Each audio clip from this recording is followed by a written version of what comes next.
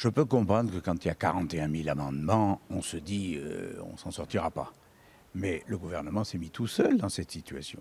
Parce qu'il avait largement le temps. Et puis on vient de le dire, il avait d'autres options. Il avait le temps, il pouvait faire les 6 semaines de commission, le temps programmé, ce qui aurait fait 3 semaines maximum pour finir le texte, puis de transférer au Sénat où il n'y a pas de blocage et où on aurait pris le temps et où le texte était adopté sans problème avant la fin juin.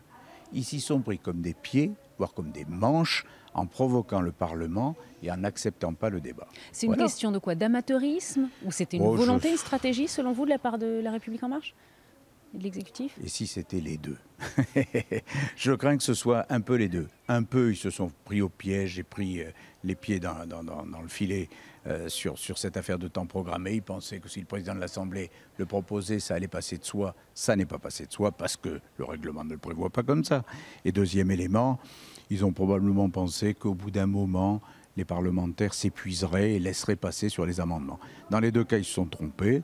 Mauvaise estimation de la force parlementaire et aujourd'hui, situation calamiteuse puisque le gouvernement se retrouve avec un texte dont il ne sait que faire et que le Sénat n'attendait pas spécialement comme ça. En tout cas, le Sénat va poser des conditions.